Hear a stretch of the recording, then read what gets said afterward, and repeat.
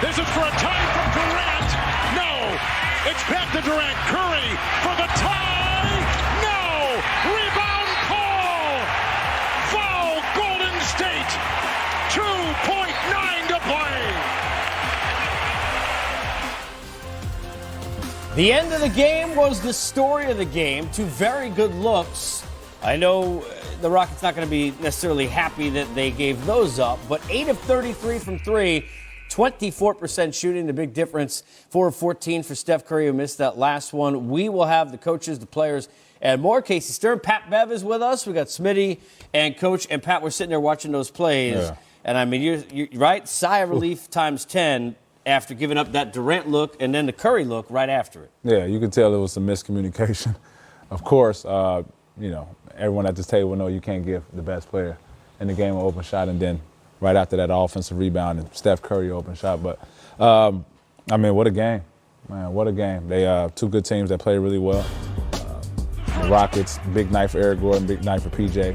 And they were the tougher team tonight, and they earned this one for sure. You know, Smitty, Warriors fought back, right? They make the 7-0 run. They get back in it. I mean, there were some mistakes the Rockets made, but they hit some big shots. But then, look, Durant, he was fantastic again, KD, all night. I mean, I know it was way out, but that's as good as you're going to get. I mean, you had two opportunities right there to go. Yeah, they did. Overtime. I mean, they can't be upset. Steve Kerr has to be excited. They ran a play, got his best player an open look, and then he get the offensive rebound like Pat Bev said, and you got Steph a decent look. But I think it came down to Houston, just the grit plays from P.J. Tucker, the offensive possessions, the rebounds. A lot of them he didn't get it. He was in there. Reggie talked about it. He didn't get the rebound, but he just caused a commotion where somebody else could get it. And then let's give the MVP from last year a lot of credit. James Harden played a game tonight. Yeah, I was going to say, Coach, we are always in the world of, like, social media, we accentuate the negative. We always want to, like, put people down. After being down 0-2, there were a lot of people who said this series is over. And the situation with the eye and everything else that had gone on, the conversation about the fouls. James had two great games, and he controlled this game. I know the Warriors made it tight late, but he really controlled this game throughout for Houston. He did, but he has had confidence from the beginning of this thing, even though they were down 0-2. He knows what their team is capable of doing. He knew going back home, if you get the first one, then you're that much closer to even this series back up. I thought two big things that happened tonight. One with the 13, you alluded to the rebounds, 13 offensive rebounds for Houston that gave them another opportunity after they had missed the first shot. That was pivotal. And let's go back right before halftime, I think it was. The ball changed hands, and it had been Golden State's, but it went back to Houston on that side out of bounds with 1.2 seconds remaining. And they were changing players because they wanted a matchup. They didn't want to get a foul on somebody else, get the bad defenders at it. Well, with all that substitution, I'm not sure they knew exactly who had who coming out on the floor, and Houston scores a layup at the buzzer off the side out of bounds play just before the half. I think they'd like to have those 2 points back if they could right now at the end. I want to go back to Eric Gordon, and there's a lot to talk about, but you talked about this, Pat, when we were doing our pregame, having been a teammate of his. Yeah. This guy, first of all, I love the fact that not only do you see him shoot well, there was one play where he drove to the basket and showed, which he's always had, that he's got those skills. He has hit some huge shots, including one time we're watching a game where Warriors trying to get it within 10, hits a three. He had those run-shutting down kind of shots all throughout the night like he did in the last game as well. Yeah, and I totally agree with you. When he plays well, they play well. I mean, that's, it's been proven. He can hit shots from way beyond the three-point line. And, of course, he didn't shoot it pretty well tonight, but just his ability to shoot, puts the ball on the floor, make easy layups, kind of cracks that seal when you do need extra buckets during the game. Yeah, and look, defensively, it's hard to defend. We talked about this, whether it's KD or Steph, any of these, because there's so many guys who could shoot. Yeah. But to your point, Smitty, and Harden had a near steal, right, with less than a minute to go.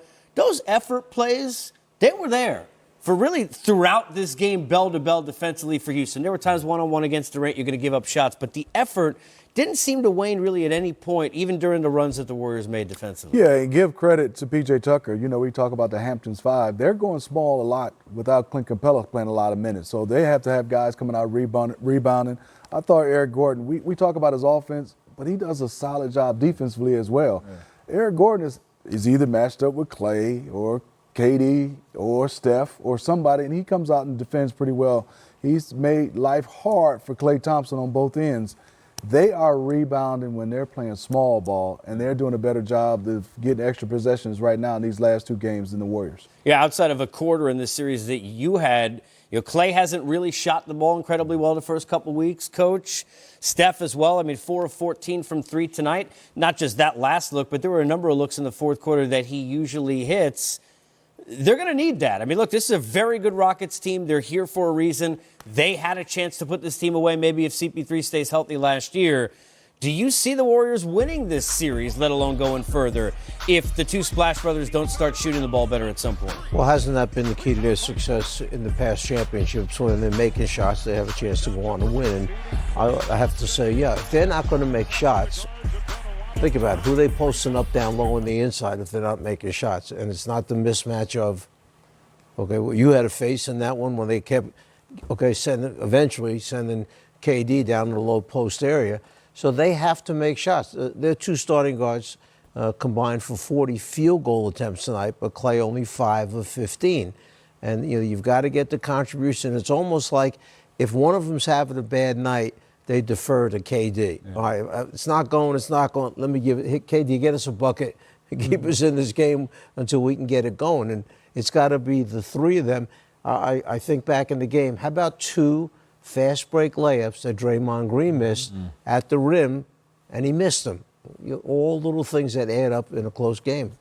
Look, I think, you go back to put the 2 games together. We'll hear from players and coaches, but as you hear in Game Time, if you missed it, Kyrie took 22 shots. Somebody said about taking 30. Should Durant take 30? I'm watching him in the second half, and we're sitting there. He is right now just at an incredible level in terms of his confidence. It's a fair question about whether or not he should be taking more shots, considering the fact that Steph took 3 more than he did. Let's hear from Mike D'Antoni.